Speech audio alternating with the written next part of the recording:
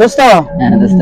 সারাদিন অফিস করার পর এখন যে আপনার তুরাগ নদী আমি ঘুরতে এলাম, তা আপনার এখন কেমন লাগতেছে? ভালো লাগতেছে অবশ্য, আর একটু আগে আসলে আর একটু ভালো লাগতো।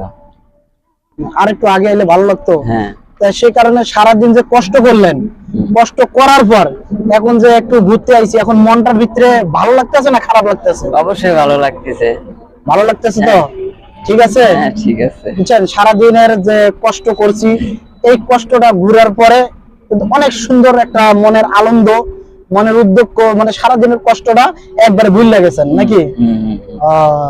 দোস্ত, তাহলে ভালোই আছেন তো নাকি? হ্যাঁ দোস্ত ভালো। তাহলে দুপুরবেলা কি দিয়ে খাওয়া দাওয়া করছেন?